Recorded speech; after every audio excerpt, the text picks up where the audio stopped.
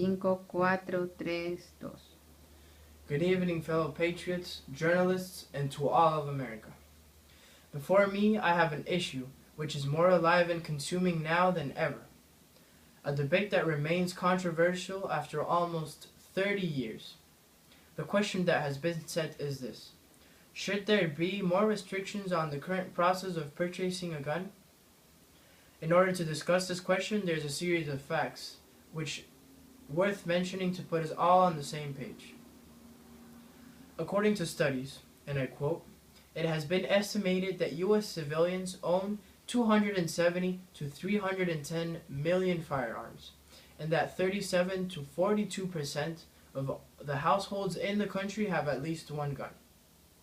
There is a number that is used commonly in the media to estimate the amount of people that have used guns for protection within this last year: 2.5 million. Now, the question is whether we can trust this number. The person responsible for this statistic is a professor of criminology at the University of Florida, Professor Gary Clark. His investigation was built on interviewing 5,000 people, and based on the answers of this question, he realized that 66 of this 5,000 said that they had used guns for the defensive use over the last year. Thus, he extrapolated this number by the whole population of our country. It is important to see that 5,000 people is only about 1% of our entire population. Clearly, this number has no validity. However, there is a number not so usually used by the media that comes from the National Crime Victimization Survey. This survey interviewed 90,000 people and arrived at the conclusion that there is about 100,000 defensive gun uses in America per year. By this, I mean that the amount of people that actually use guns for protective uses is very close to 100,000 and not 2.5 million. Of course, the bigger the number of people you work on your survey is, the more credible it gets to be.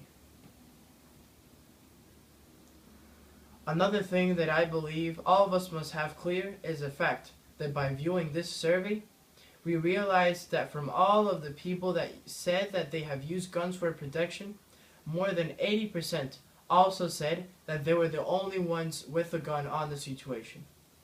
The great majority of times that patriots use guns to protect themselves, it is not to fight off someone with another gun, but rather to fight someone off only. Comparing all of these facts with the thousands of cases that we see of kids and teenagers being affected and killed by firearms each year, I stand in the position of enforcing these laws and restrictions. I would like to make clear that even though I want to do all that is in my power to prevent mass shootings, my view is mostly concerned in the everyday lives of people. I recently traveled to the cities of Chicago and Philadelphia, and the stories that I heard when there were simply excruciating. The amount of youth, the amount of children that suffer from this problem in these cities and in all of America in general is every day rising. The amount of suicides in general are rising. And all of this from the lack of restrictions to buy a gun. Hearing from the people themselves that they could buy a piece for no less than $30, why not buy a gun? I feel that this fire must be extinguished. It must be extinguished now. For these reasons, ladies and gentlemen, I support the movement of firearm purchase restrictions for the country. And hereby I promise that I will do everything that is in my hands to implement it. Thank you very much.